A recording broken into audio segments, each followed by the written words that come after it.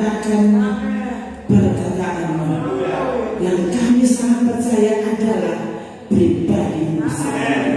Bicaralah pada kami. Kami menyambutnya dengan ucapan syukur dalam nama Tuhan Yesus Kristus. Haleluya. Amin. Puji Tuhan. Oh Tuhan Yesus.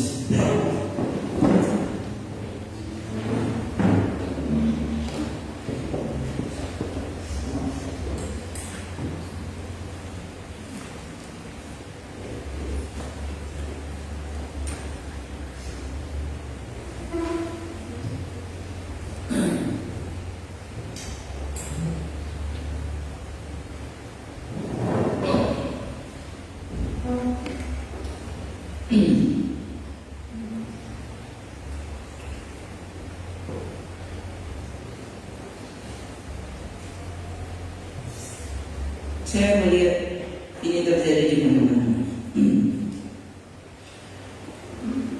Coba saudara lihat tempat-tempat wisata.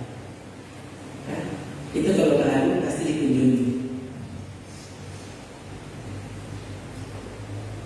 Mungkin paling banyak 2 kali lah. Kalau di sini dia bagus, paling banyak 2 kali dikunjungi. Kemudian tidak lagi. Orang akan cari, masalahnya orang di sini ikut-ikutan, ya. Wah, di sana dibangun tempat foto. Nah, sudah nanti orang bikin foto booth di mana-mana. Ya sudah, jadi kan orang bosan. Di sini semua tempat dia sudah apa? Sudah buat foto di situ. Terus dia mau ngapain lagi di situ? Dia akan cari lagi tempat foto yang baru. Ya, begitu terus. Ternyata inilah keadaan kita manusia. Yang namanya bosan itu identik dengan manusia. Manusia itu begitu sulit untuk tidak bosan.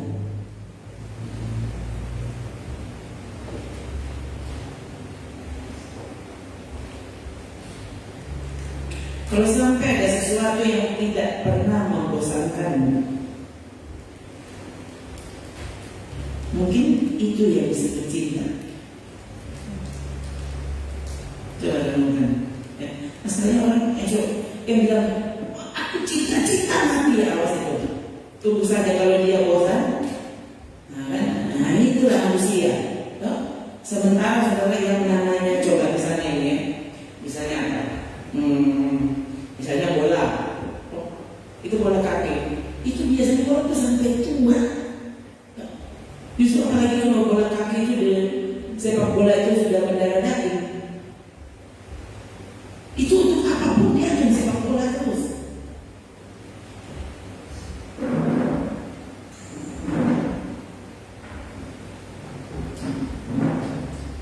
Orang merokok itu sampai mati loh. Sampai sebenarnya larang saya itu tetap rokok. Heran loh.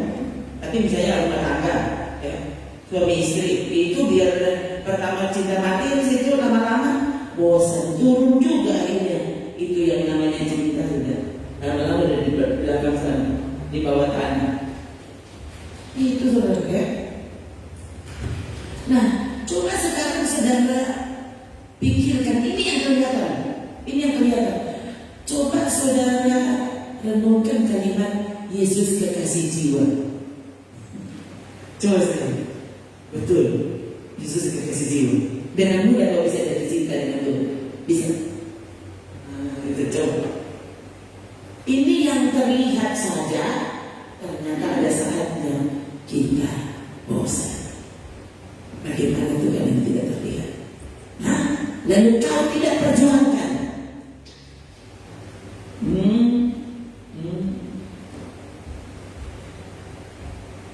Saya mendengar ada pendeta yang bercerita begini, dia dikenal ini saudara dengan tema khotbah, tema besarnya. Jadi dia mau bicara di konferensi apapun pasti topik besarnya takut akan Tuhan. Ini pendeta ini jadi dikenal dengan jadi orang menjuluki dia, orang menganggap, jadi orang melihat dia selalu langsung terpikir itu judul, itu tema besar dari semua khotbahnya. Jadi dia mau khotbah apapun nanti pasti itu dihubungkan dengan takut akan Tuhan. Jadi dia menulis buku juga tentang takut akan Tuhan, ya.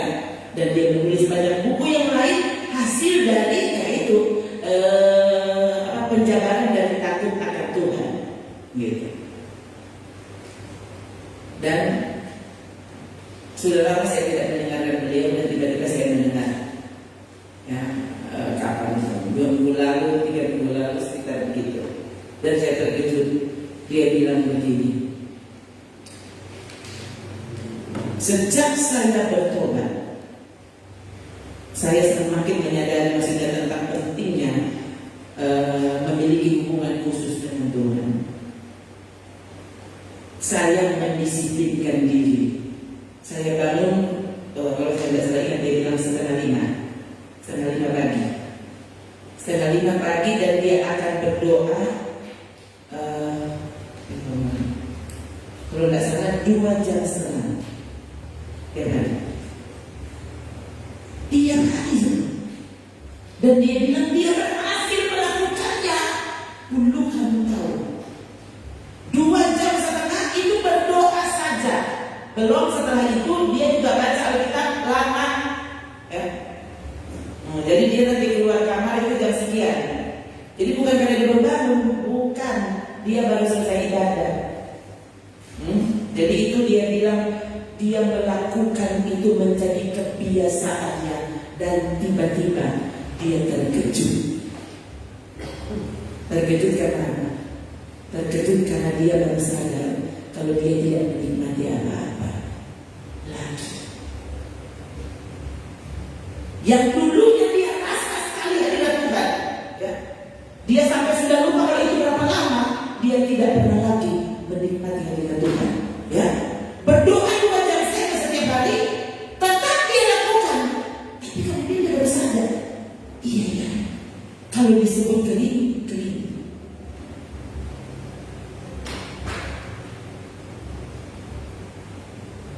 Dan saudara tahu, waktu dia berdoa Tuhan bilang apa? Tuhan bilang, hentikan dosamu.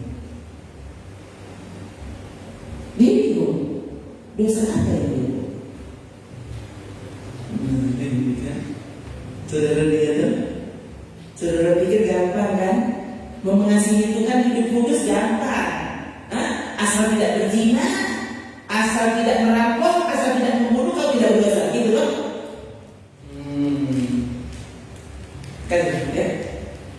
Berdoa lama-lama sudah tidak ada lagi kasih di dalamnya. Dan Tuhan bilang, aku mencela engkau karena engkau telah meninggalkan kasih yang sempurna. Baca kitab lama-lama, saudara mungkin baca, ya, asal baca 2 kitab, 3 kitab selesai dan Tuhan tidak tertarik.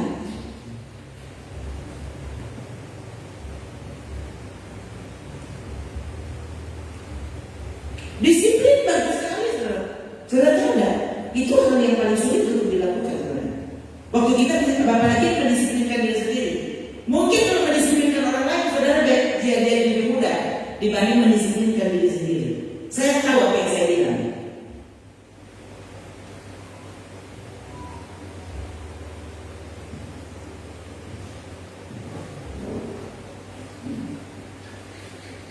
Dan saya juga maksudnya dikejutkan dengan daya hal. Saya maksudnya waktu mendengar pendeta ini bicara, saya dalam hati begini, nah ini yang saya pernah cerita ke saudara.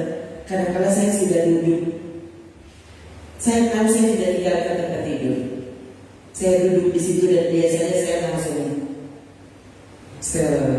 lagu, ya, paling sering khotbah sih. Saudara, saya terbiasa. Saya itu mendengar beberapa khotbah baru berdoa. Jadi biasanya saya itu, jadi memang maksudnya sudah sangat menikmati dengan Tuhan maksudnya. Jadi sangat disentuh dengan firman Tuhan dan saya berdoa. Ya, itu sebabnya kalau tidak tahu sudah saya kok jadi seperti itu. Saya juga tidak tahu kok bisa jadi seperti itu.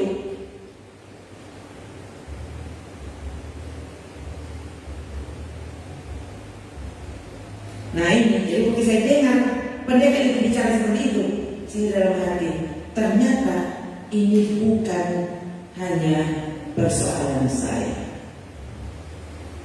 Ini sebenarnya persoalan setiap orang. Masalahnya di sini, saudara sadar enggak? Jangan biarkan saudara melanjutkan sesuatu yang ternyata Tuhan tidak lagi suka engkau lakukannya. Kenapa? Karena tidak ada lagi hatimu di situ. Mengapa Tuhan sampai marah? Israel, dia bilang, siapa yang menuntut korbanmu? Untuk apa korbanmu yang banyak-banyak itu? Siapa yang menuntutnya? Jangan dulu. Tuhan sampai bilang gitu. Untuk apa kamu lakukan aku? Aku jijik melihat kau menginjakkan kakimu di pelataran rumahku. Ini kalau Tuhan sampai bicara begitu, dia suruh umatnya datang beribadah, datang ke rumah Tuhan. Tapi sebenarnya kalau sampai Tuhan bilang apa? Aku jijik melihatmu datang di rumahku. Nah lo, saudara mulai di dunia.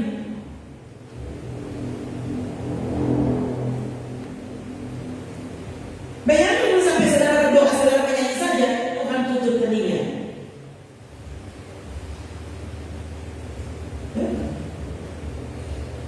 Di Amsal ya, dia bilang apa? Untuk apa kamu menyelidiki? Untuk apa kamu menyelidiki firman-Ku? Kalau kamu ingin bersedekah, jangan lagi kamu menyelidiki firman-Ku. Itu hati Tuhan, saudara. Tuhan kita seperti itu. Sementara orang sekarang, memangnya Tuhan perasaannya sama kayak kamu.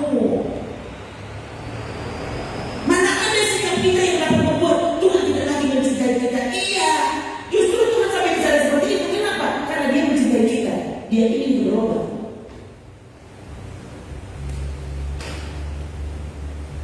Tuhan memukul kita. Itu kan bukan karena Dia kejar atau membenci kita, bukan. Dia sangat menginginkan kita ini selamat. Itu sebabnya mengapa mesti ada pukulan, ada teguran keras. Coba seperti ini kan? Mazmur 50 ayat 16. Coba baca dulu 3. Tetapi kepada orang fasik Allah berfirman, apakah urusanmu menyelidiki ketetapan-Ku dan menyebut-nyebut perjanjian-Ku dengan mulutmu? Padahal engkaulah yang membenci teguran dan mengesampingkan firman-Ku. Jadi kalau saudara cuma dengar khotbah, datang di ibadah, betul datang di ibadah, betul dia mendengar khotbah. Tapi kalau engkau ditemukan tidak pernah kau taati yang kau dengar, saudara, jangan sampai ternyata tanpa saudara sadar Tuhan sebenarnya sudah bersikap ini kepada saudara. Apa urusan? Apa urusanmu dalam ibadah? Apa urusanmu mendengarkan firman? Apa urusanmu baca Alkitab? Apa urusanmu belajar Alkitab? Kalau kau tidak bersedia untuk taat, ini kepada orang fasik, saudara. Dan waktu saudara cuma mendengarkan, belajar, lalu saudara tidak pernah bersedia untuk taati apa yang kau tahu adalah firman Tuhan, kau tidak lebih dari sekedar ibadah orang fasik.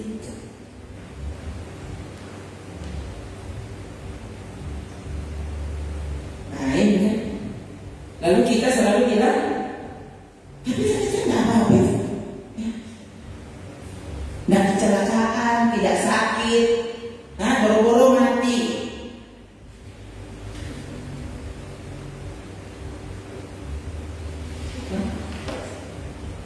Orang fasik, ya. Tadi kita baca itu Mazmur 50 ya. Mazmur 50 ya. Saya selalu tahu Mazmur 73.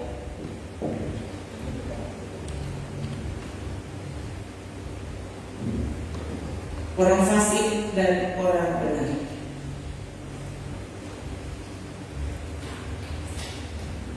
Kalau saudara sudah terbiasa mengukur perkenanan Tuhan ya dari ukuran materi, kamu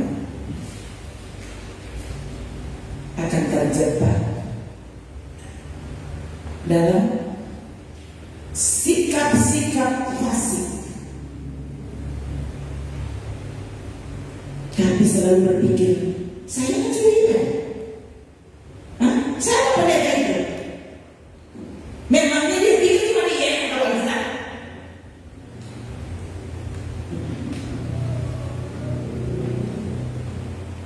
Mengapa begitu sulit saudara untuk menyadarkan orang yang berpikir dia itu orang benar, dia itu orang beriman, dia itu orang beribadah, dia itu tahu firman? Mengapa begitu sulit? Itu justru lebih sulit dibandingkan penginjilan kepada orang di luar Kristen. Masalahnya orang Kristen, apalagi yang rajin ibadah seperti saudara ini, saudara pasti akan berpikir suruh bertobat sana semua orang di luar sana yang tidak masuk gereja. Orang sini tidak ada satu mau bertobat di sini. Nah, ada itu orang sana yang mabuk, yang tinggalkan istrinya.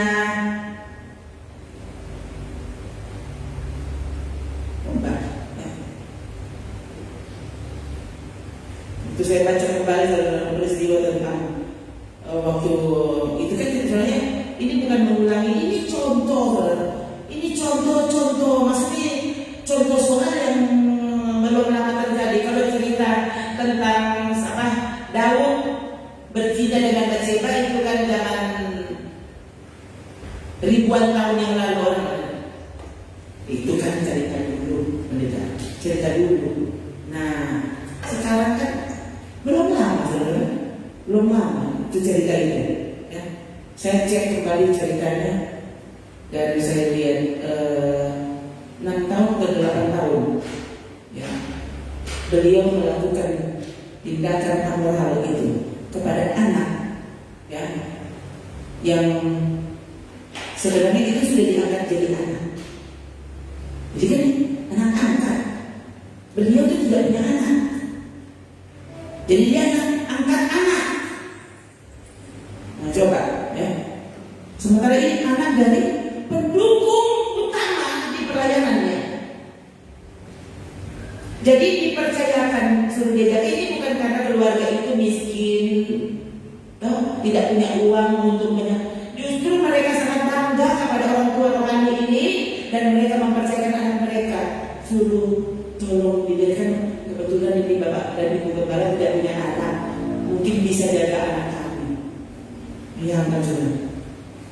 Jadi menurut pengakuan beliau selama 2 tahun kurang lebih dia melakukan pendekatan dengan anak perempuan ini, yang kemudian anak perempuan itu percaya ini orang tua rohani dan kemudian dicabuli. Saya lupa 6 tahun atau 8 tahun. Saya berpikir begini, bayangkan saudara, dia melakukannya lalu dia pimpin ibadah. Nah itu ibadahnya berhasil. Ini terbukti ya saudara. Gerejanya berhasil. Jadi mana-mana kalau ukuran materi. Loh, saya pikir, dengan anak itu tempat minumnya nama 11 juta harganya. Bagaimana? Tempat minum bukan motornya saudara. Tempat minumnya 11 juta. Oh minat kasih itu. Oh itu ada yang kata.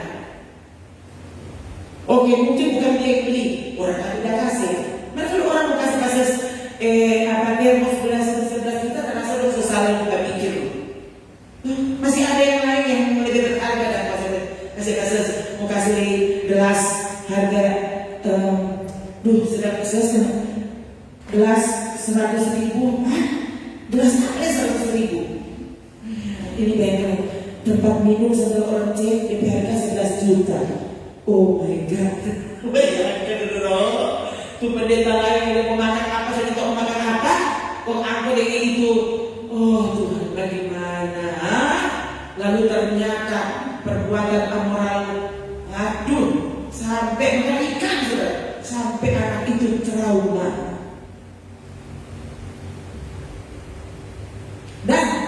setelah diadili beliau tidak mau mengaku.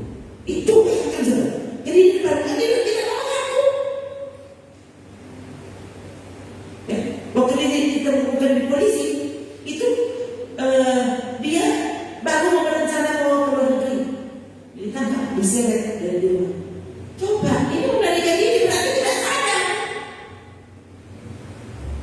Saudara lihat, ini dia siapa? Bang, tidak mudah kan? Itu benar. Ini karena dia ketahuan. Ada berapa banyak orang saudara yang ternyata melakukan dosa dan ternyata tidak ketahuan. Atau mungkin bukan tidak ketahuan, belum ketahuan. Coba. Dan saudara mau tunggu apa? Mau tunggu diseret polisi?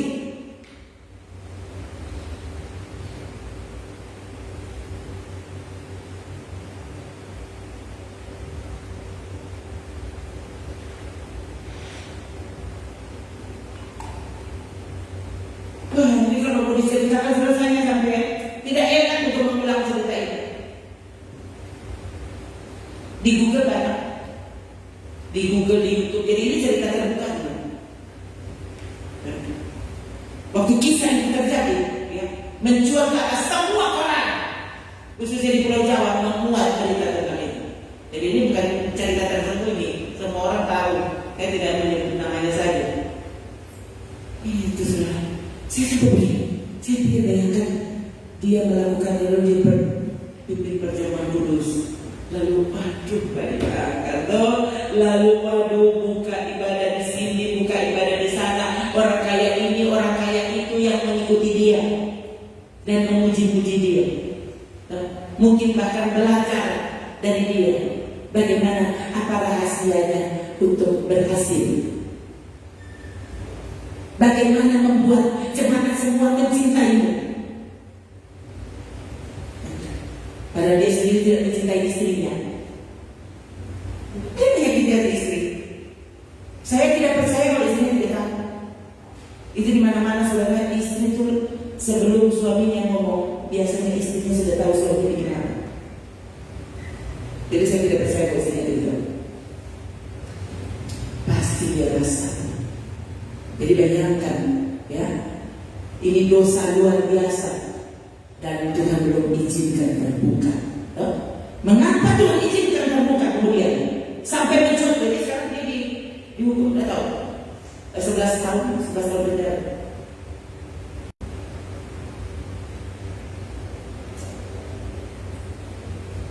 Mengapa Tuhan mesti? Berarti selama Tuhan memberi dia kesempatan untuk bertobat, dia tidak pernah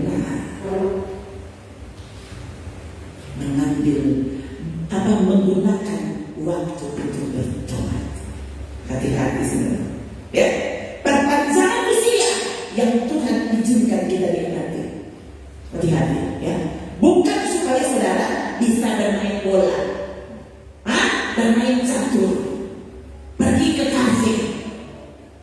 Kenapa umur panjang kita jadi mana gunakan di kafe? Ya, bisa. Nah, sembuh dari penyakit berarti mengalami perpanjangan usia orang. Perpanjangan usia hari ini. Coba, orang rumah kita di sore, malam ini masih ada. Pernahkah saudara berpikir for apa? For apa? Apa for makan? For jalan-jalan? For cari doi? For apa? Pernahkah kau berpikir Tuhan mengizinkan untuk membuatmu sadar akan keadaan sebelum akhirnya dia bilang kalau tidak pernah mau sadar toh? Kadang-kala khotbah di gereja tidak cukup kuat sampai polisi datang memborgolmu dan membawa pergi.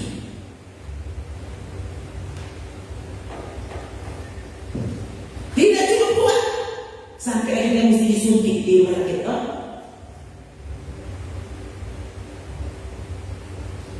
Khotbah di gereja tidak kuat sampai mesti dibius,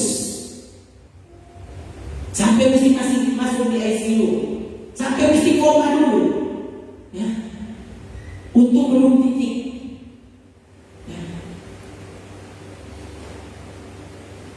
Apa? Saya sudah melihat jika ada mangkoknya penasaran kali ini. Tuhan yang sayang sekali pada orang saudara. Anak yang hilang itu betul Bapak tidak cari. Tapi kalau saudara baca, dia kan sadar. Kalau sekarang kita percaya itu terjadi pekerjaan Roh Kudus di hatinya, menyadarkan dia mana sekarang kok duduk di kandang babi. Tuhan kan orang kaya toh. Sekarang kan mana sedangkan itu makanan babi, orang yang kasih aku makan. Ya kan? Itu Yesus yang bercerita sudah. Kau cerita Yesus masalah di mana?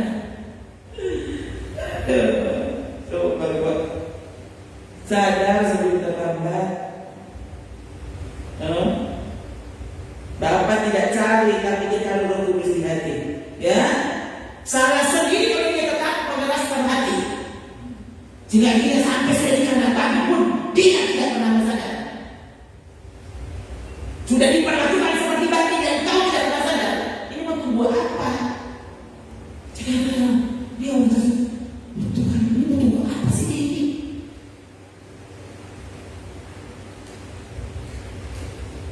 Nah saya bicara seperti ini sudah. Kenapa? Dia ini pendeta. Jadi rahasia pada pendeta dikasih tahu kan? Mungkin orang pernah cari ke jemaat karena rasa begitu. Tapi kalau tahu pendeta Bapak tamat, ya Bapak tahu. Saudara pikir, saya juga ketakutan. Ya. Bayangkan dulu dosa, saudara kamu mau mencari. Sekarang itu dosa ada di dalam kamar tidurmu. Bahkan di kamar kecil di WC ada dosa di sana.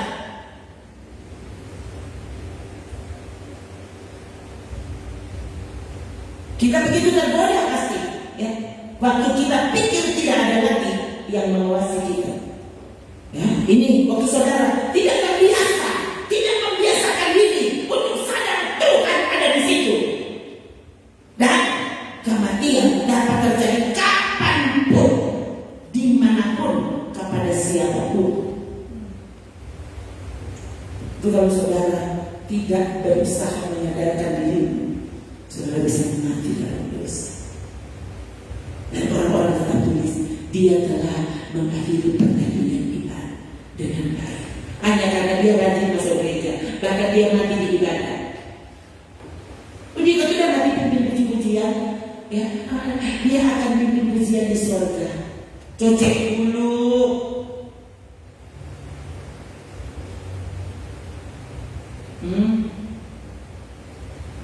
Tadi saya melihat beberapa tayangan tentang pembaptisan air.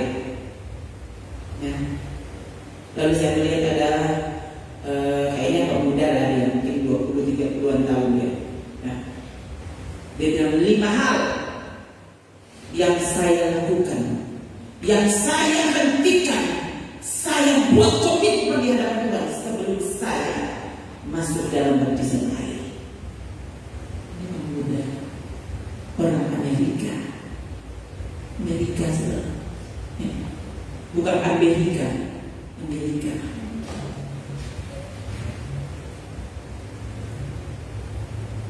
Di dalam 1, saya berhenti dari dosa seks.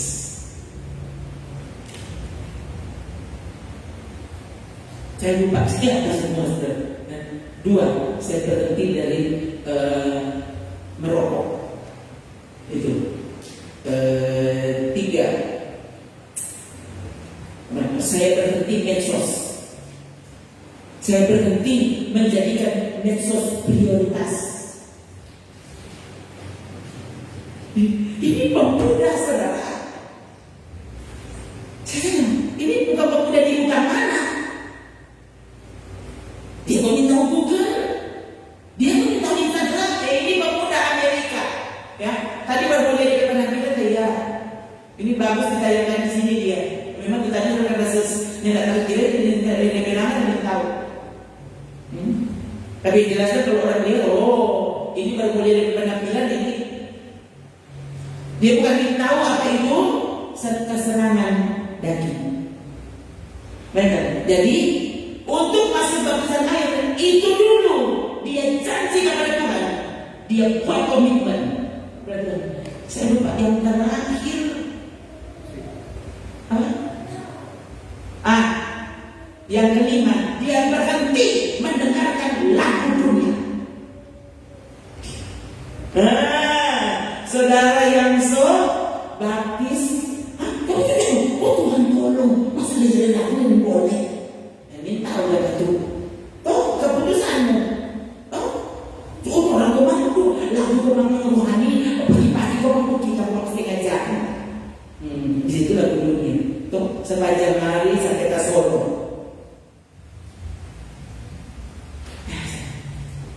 Tahu saya tadi sampai jadi. Oh Tuhan, kok bisa? Dan bayangkan saudara, itu dia buat video, kok buat di YouTube. Ini sikapnya untuk dia publikasi maksudnya. Ini keputusannya untuk Tuhan yang dia yakin mengasihi dia. Saudara keputusan. Sudah lama baptis.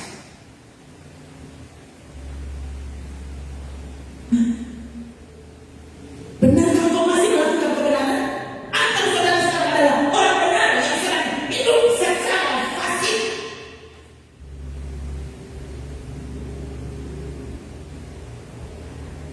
Ini masalahnya karena kita pikirkan ini pendidikan kita. Sekarang kita sudah menjadi milik Yesus, lahir dan jadi saya orang benar. Tuhan yang benarkan. Ya, coba bagi 12:11.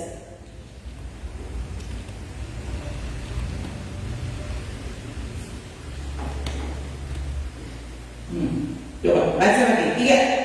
Barang siapa yang berbuat jahat, biarlah ia terus berbuat jahat. Barang siapa yang cemar, biarlah ia terus cemar. Barang siapa yang benar, biarlah ia terus berbuat kebenaran. Perhatikan itu saudara. Ya, ini masalahnya dilawan oleh teologi masa kini. Teologi yang disukai oleh banyak orang. Ya, yang menyalahkan teologi seperti kita. Ini perhatikan sekali lagi. Siapa benar, biarlah ia terus berbuat kebenaran. Berbuat. Ya. Jadi kalau kau benar, kau terus berbuat kebenaran. Berarti waktu kau berhenti berbuat kebenaran, kau buat kebenaran. Siapa yang kudus, biarlah ia sudah kudus. Kematian Yesus kan sempurna. Satu kali keselamatannya dia sudah kudus. Jadi apapun yang aku lakukan, aku tetap kudus. Kau ini ayat kan semua buat. Ini baru satu. Biarlah ia terus menguduskan dirinya. Ini berkesinambungan. Sampai akhirnya saudara kudus. Saudara sebut kudus, itu kudus masih gak PC, masih saudara ya, lebih kudus. Ya, biar sedikit kudus, nah tetap kudus. Nah nanti saudara lama-lama itu berubah pendeta tadi. Dia masih berdoa 2 jam setengah. Nyata bikin dosa yang lain, tapi Tuhan bilang hentikan dosamu. Kau dosa apa? Berarti dosa tidak mengasihi Tuhan. Tuhan yang ada bahasa.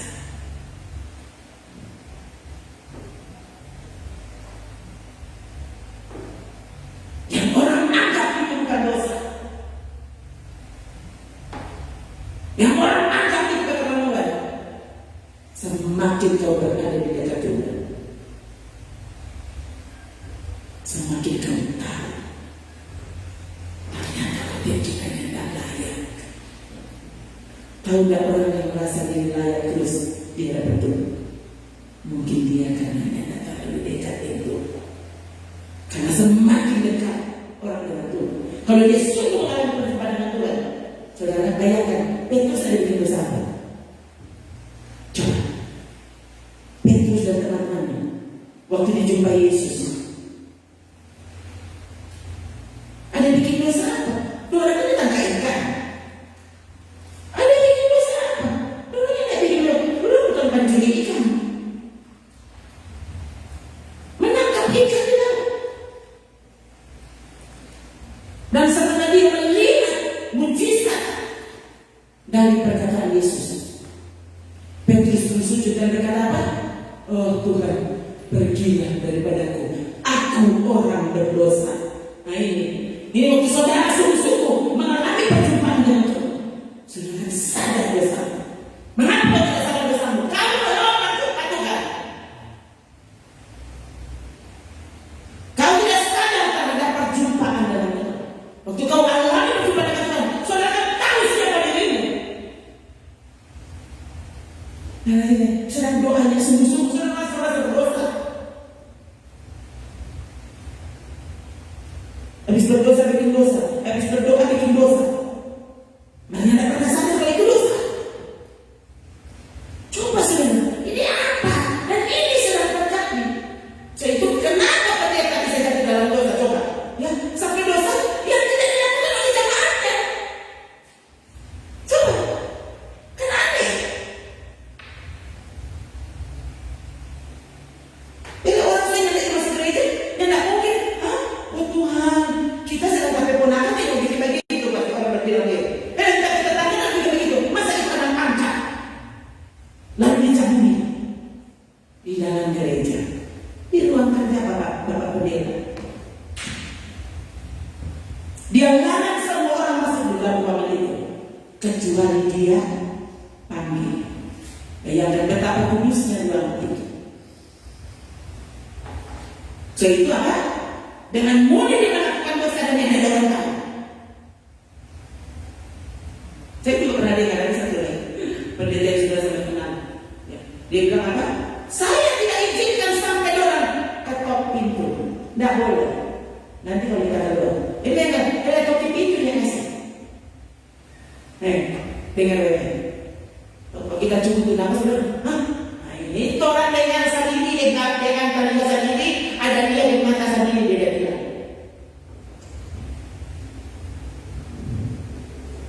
Saya sendiri waktu itu ada dulu, saya bilang ya, pantas kan. Dia akhirnya bisa begini dan begitu. Kenapa? Itu jangankan mau panggil. Dia bilang masalahnya dia alasan begini. Itu orang ketok pintu saja membuyarkan konsentrasi saya. Jadi dia larang sampai ketok pintu tidak boleh. Nanti kalau kita keluar baru boleh pada kita. Betapa kudusnya dirinya. Maka dia pun bermimpi berjumpa dengan Roh Kudus. Maka oh Tuhan tolong. Ini orang kok meremehkan berbuat kebenaran. Terus menuliskan ini. Saudara, jangan ada pusing itu saudara. Waktu kita diserahkan kepada pikiran terkutuk, pikiran tersesat, saudara bilang apa? Kalau Tuhan yang menyerahkan kita kepada pikiran terkutuk, siapa yang menghormat orang siapa? Khotbah mana yang bisa menyerahkanmu? Tidak bisa. Saudara tahu tidak? Kita mendengarkan khotbah lalu kita sadar. Nah itu kan tolong kasih karunia Tuhan, Roh Kudus bekerja di hati, lalu kita pun sadar. Nah kalau bayangkan kalau Tuhan menyerahkan kita kepada penyesatan, tak mana satu sisi dua ya? Mana itu? Karena tidak menerima dan tidak mengasihi kebenaran. Tuhan yang serahkan kita kepada pikiran terkutuk. Tuhan serahkan kita kepada penyesatan. Saya bilang ke saudara, harusnya saya ini orang nomor satu yang tersesat. Ya, karena kalau mau bilang memutuskan, saya tidak sangat memutuskan pendeta itu. Karena menurut saya, waduh, dia ini luar biasa. Kok bisa saya tidak tersesat?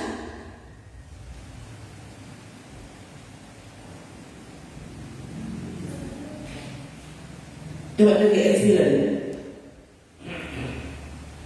Kedatangan si pendurhaka itu adalah pekerjaan iblis dan akan disertai lumba-lumba perbuatan ajaib.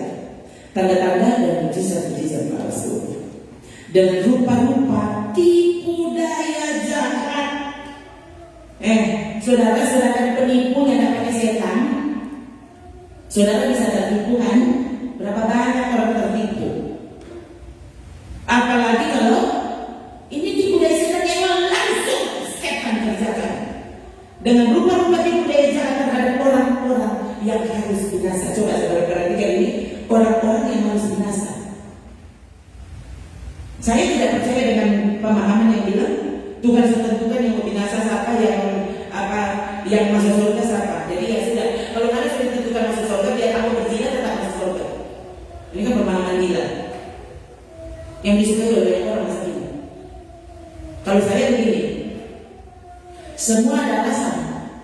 Orang itu ke surga ada alasan. Alkitab kita memberitahu siapa yang ke surga dan siapa yang ke neraka.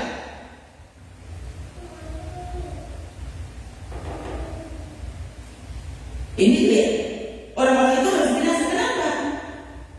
Karena mereka tidak menerima dan tidak mengasihi kebenaran. Padahal orang yang tahu kebenaran itu yang menyelamatkan mereka. Kalau saudara sudah membiasakan diri tidak hormat kepada kebenaran, waktu kebenaran disampaikan kepada saudara, kebenaran diajarkan kepada saudara, saudara berbahaya. Akhirnya kalau saudara binasa, itu bukan kesalahan Tuhan, bukan kehendak Tuhan, tidak bisa. Itu konsekuensi karena kau tidak mau menerima dan tidak mau mengasihi kebenaran. Jelas?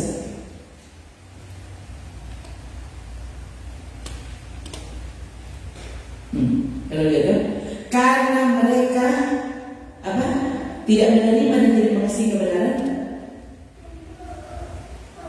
Ya. Lalu itu sebabnya kenapa mereka harus binasa? Kan ini.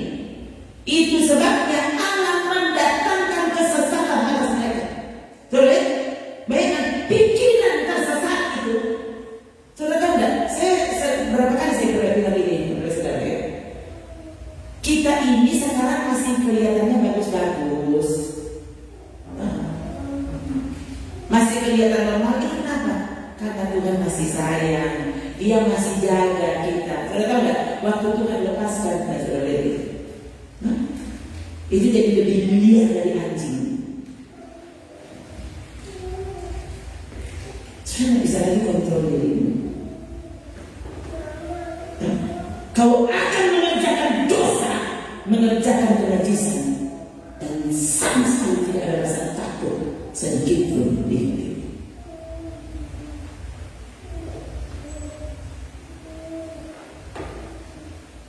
Hati-hati untuk cuma baca, cuma hadir di ibadah, cuma dengar, tidak pernah ada keputusan Tuhan di hatimu.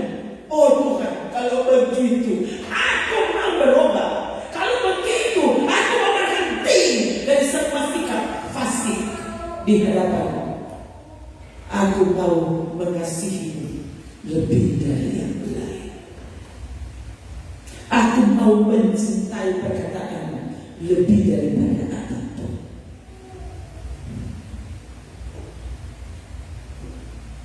Tuhan mendatangkan kesesatan, menyebabkan mereka percaya dusta, supaya dihukum semua orang yang tidak percaya kebenaran dan yang suka kejahatan.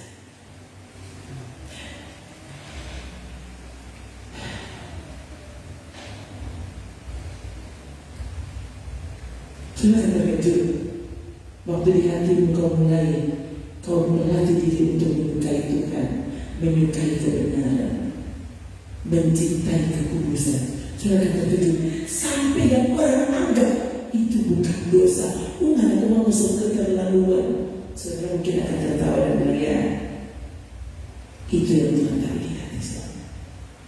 Jadi kalau untukmu itu tidak dosa, ya sudah tahu. Kalau aku tidak mau menyakiti hati kekasihku.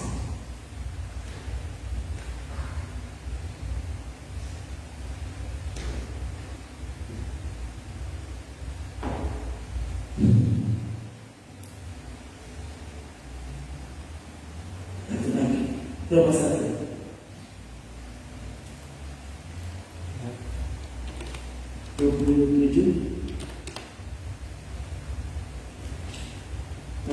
Kayaknya dari ya coba mana kayaknya nggak ada sih.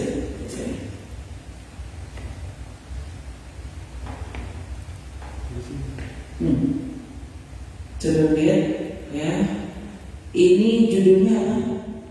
Judulnya hukuman Allah. Hukuman Allah atas kefasikan dan kelaliman manusia. Sudah baca ayat 1. Ya, saya baca tadi. Sebab sekalipun mereka mengenal Allah. Nah ini. Dorang so belajar. Pendeta, teolog, sarjana, master, doktor, profesor, apa lagi? Dia rasul, dia apa? Dia mendirikan banyak gereja.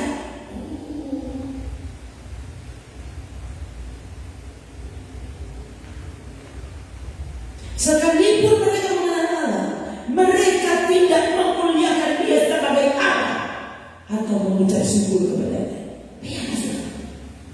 Ini kalimat ini tidak memuliakan Dia sebagai Allah. Sebentar saudara menyanyi ya. Sembah dan puji Yesus. Ya, kami persilakan ketua kaum ibu menyalakan lilin.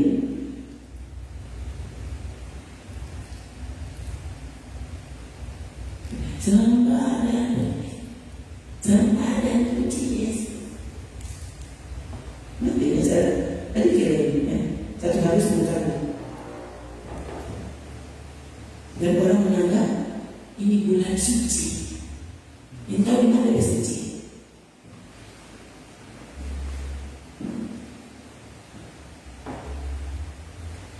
Justru malah karena itu bulan Natal cuma 1 tahun 1 kali deh. Maka coba. Kok ini bulan suci? Nah, suci. Kita lebih suci kan? Terus ada lagi. Ya, nah ini pasti orang yang kemarin. Pasti orang. Jadi apa dia? Saya juga. Ya, benar apa tuh? Ya, yang jelas selama masih hidup, ya, saya tidak akan membicarakan kebenaran. Disukai atau tidak, itu kan bukan urusan saya. Ya. Saya pikir gampang ini. Ya. Orang itu mengenal Allah. Masa dia tidak memuliakan Allah? Masa dia tidak memuliakan Tuhan sebagai Allah? Coba. Masa orang ini mendengarnya selalu mendengarkan diri. Nah, ini kan. Ini adalah kitab yang saya baca. Artinya ini dari dulu sudah terjadi dari Paulus menulis ini. Mereka pikir mereka mengenal Allah.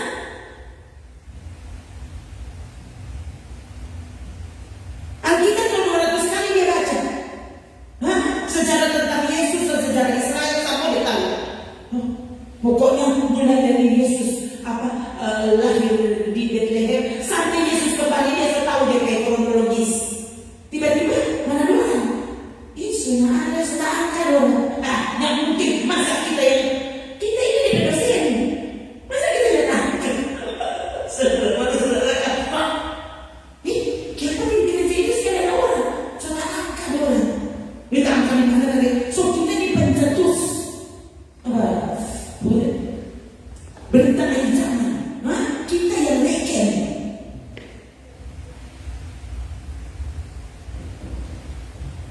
Akhir tentang semua eskatologi. Semua punya dia tahu yang negara pertama, negara kedua, ketiga, kelima, mau tahu semua. Habis ini kok ini, kok itu. Ya ampun.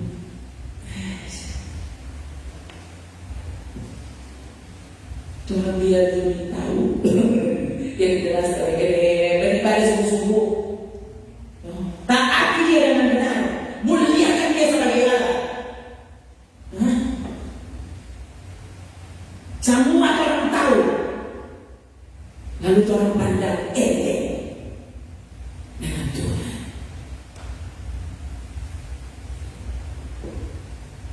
Sudah tahu kok kitab Matius begini kisahnya. Markus lagi, Lukas lagi. Oh, Paulus waktu itu minggu keberapa dia di sini? Minggu ke sini ya. Berapa bulan dia di laut dari kau apa? Kau apa ya? Kalau aku tahu dia, apa? Setelah saya buka apa pintu surga, kamu bukan bertanya kalau Paulus melakukan perjalanan dari mana ke mana ke mana ke mana. Tuhan tanya, apakah kau melakukan firman-Ku? Sudahkah kau melakukan kehendak-Ku? Jangan bilang aku tahu Paulus.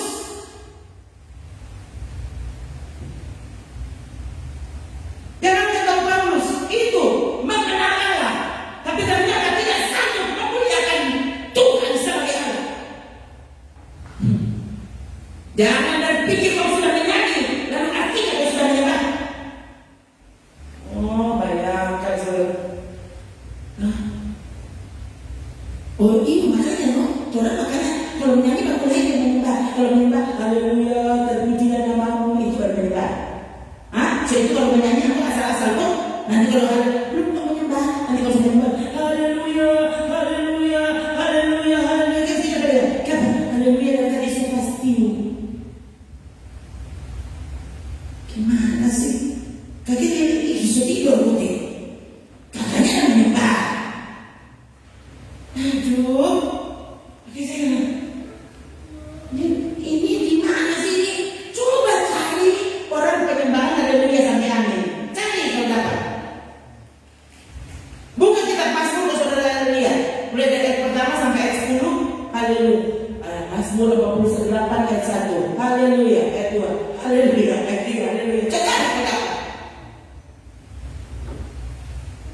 Kalau ternyata ada saudara mencoba berapa?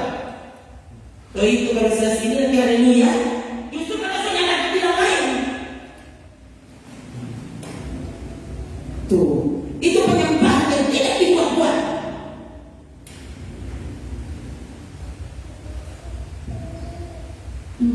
Beki. Akhirnya bahasa gue beki.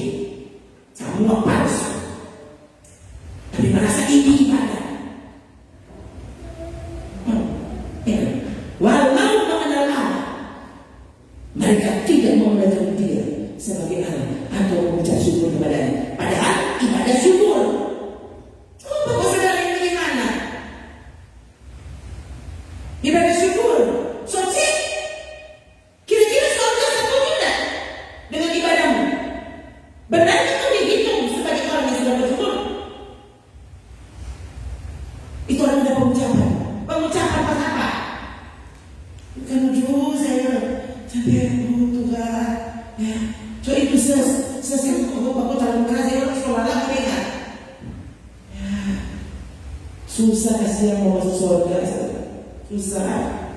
Kalau dia tak susah kita lihat apa bawa ini.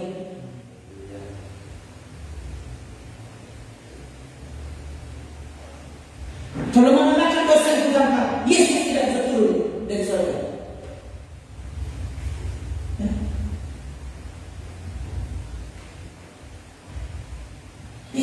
Saudara mau mengulangi dosa, ingat baik-baik. Karena dosa kita, Yesus berdarah sampai habis berdarah. Dengar baik-baik.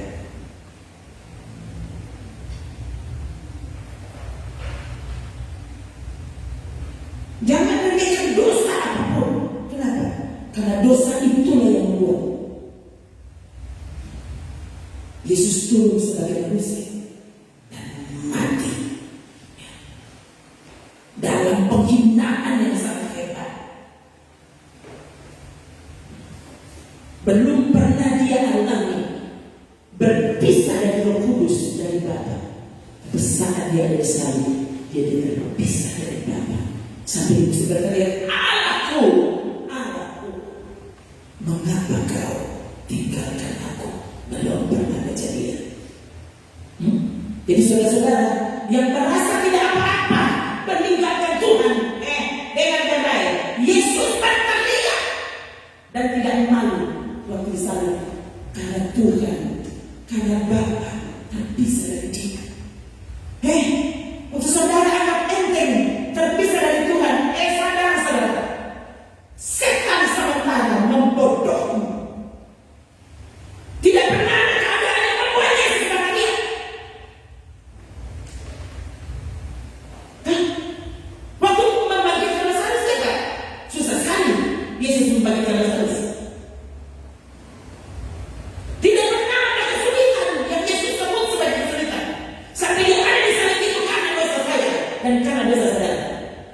dia bertanya, aku, mengapa kau tinggalkan aku?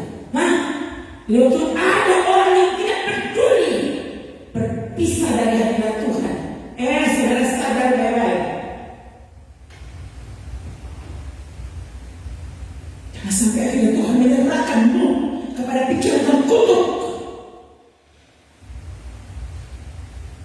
pada penyesatan yang telah membuat banyak orang sungguh-sungguh tersesat, tidak bisa kembali lagi.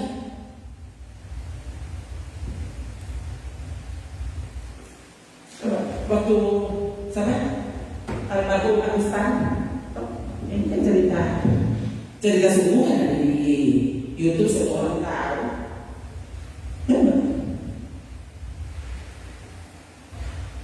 Dia ada alasan-alasan tertentu sampai dia tinggalkan Kekristenan. Karena ini pendeta lulusan stasi, kita guys. Semudah saya mendengar cuplikan khotbahnya, saya sedang pikir, kalau mau lihat cuplikan khotbah, aku sudah khotbah. Hari apa itu saya dengan anaknya bersaksi, bercerita tentang papanya waktu mendekati saat-saat meninggal, dia juga menghubungi pendeta, mendoakan dia minta ampun. Jadi semua dia suruh hubungi menurut kita. Kenapa? Dia suruh bingung. Tentu sampai mau tolong dia. Saudara pikirnya gampang tuh, terpisah dari Tuhan itu pada enteng.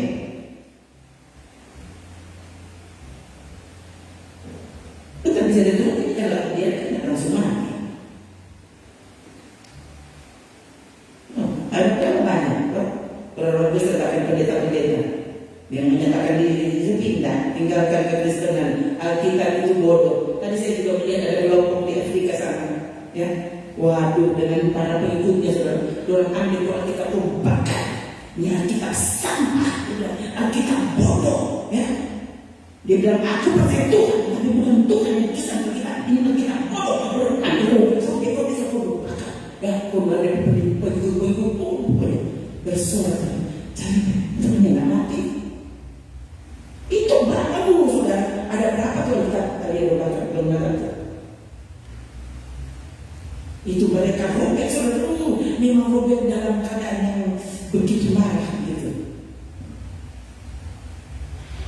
Kita tunggu-tunggu di mutarakan, nyaman. Cuma kita mengatakan dia nyana tawakan sampai andin, sampai habis tuh tuh video. Nah, ada saat tertentu Tuhan langsung bertindak. Nah, ada komedian yang saya lihat, komedian Amerika, ya. Perempuan masih muda, ya. Dia bercanda tentang Yesus di mimbar, di panggung, di panggung, ya.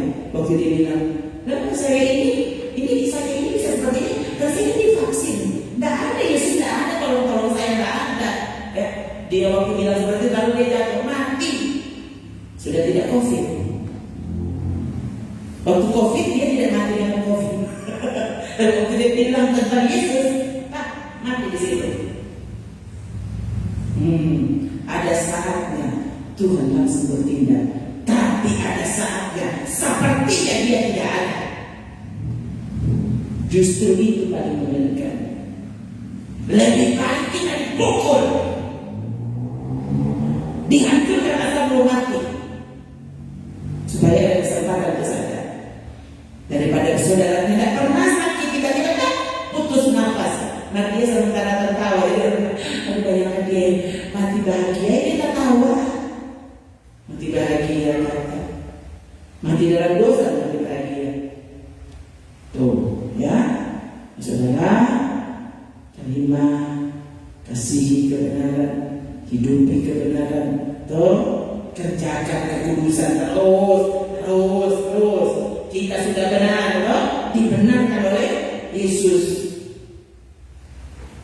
Terus melakukan kebenaran, terus berbuat benar, loh. Yang sampai salah lagi orang mungkin baru terhubung. Wahyu 22 ayat 11 ada ayatnya. Ya, kalau ini pendeta ini dia selalu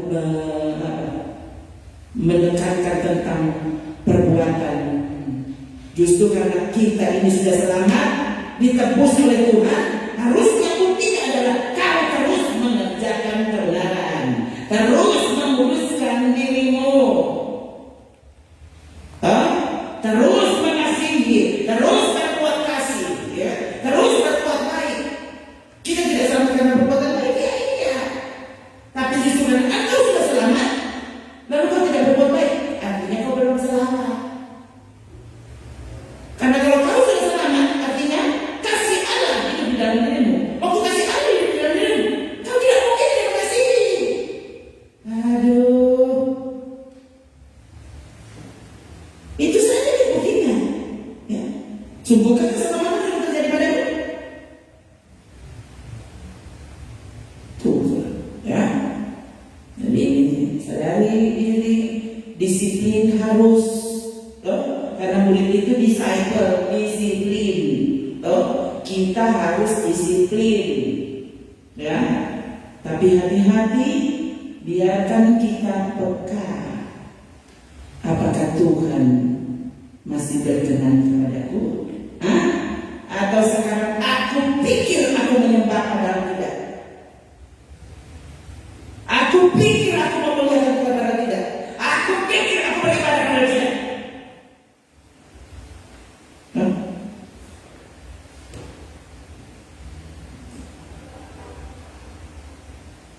Untuk menyadarkan diri saya sering membaca Wahyu 2 dan 3. Ulang. Wahyu 2 dan 3 ulang. Wahyu 2 dan 3. Karena sana itu gereja. Pemimpin gereja itu masih berlangsung gereja itu. Menyedihkan saudara, karena gereja-gereja itu sekarang mau dicari tidak ada lagi. Tidak ada satu pun. Harusnya tolak balik di bulu-bulu dalam. 7 jemaat yang itu sebagian soalnya tidak ada. Selalu kan yakin dengan barang siapa menang, barang siapa menang, barang siapa menang. Artinya kalau ada yang menang, orang yang tidak mau kalah. Sekali lagi, coba cari yang tidak ada orang. Artinya orang yang ada hidup deh. Apa yang Yesus bilang? Kau orang salah.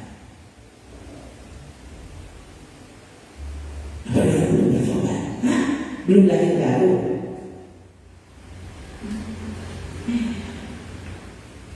Ya, kan?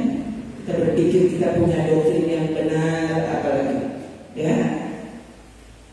Dan saudara tanpa sadar, kau sebenarnya sedang hilang Tuhan.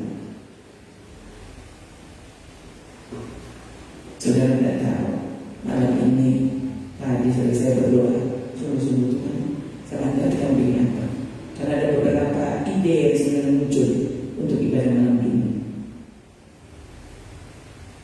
Dan ini yang terjadi. Jadi ya, saya mau bilang apa? Bukankah hidup ini Tuhan yang atur? Dia punya, dia berkuasa di hidup kita. Mari kita berdiri.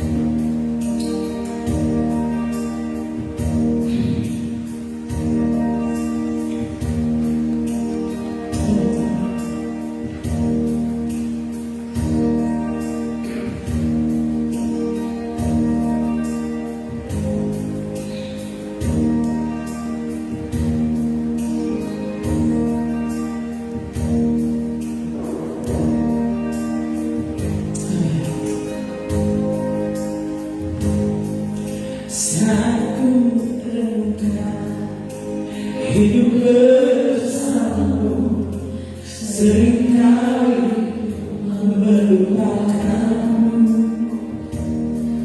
berjalan sendiri seakan ku mampu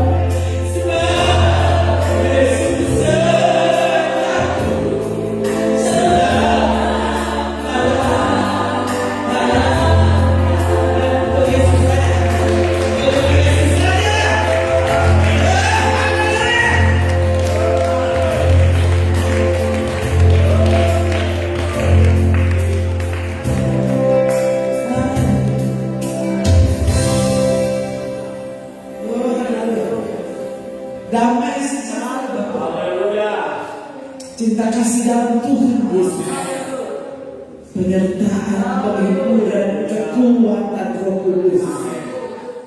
Jangan pernah meninggalkan Dia. Oh Tuhan, itu berkat yang kami mohon menjadi bagian kami, menjadi bagian umat-Mu. Bukan hanya hari ini, tapi sepanjang hari hidup yang Tuhan masih percayakan dalam hidup kami. Tolong kami makin mencintai-Mu, selalu dan terus mengerjakan kebenaran, berbuat kudus, hidup dalam kekudusan, menerima dan mengasihi kebenaran. Oh Tuhan, terus takut dan menghormati Engkau, satu-satunya Tuhan dan Allah dalam hidup kami, sampai selama-lamanya. Kami percaya ada saatnya kami pasti melihat-Mu muka dengan muka. Datanglah Tuhan Yesus. Tolong kami mempersiapkan diri menyambut kedatangan kami yang kedua. Kami bersyukur akhirnya ibadah malam ini dalam nama Tuhan Yesus Kristus. Haleluya.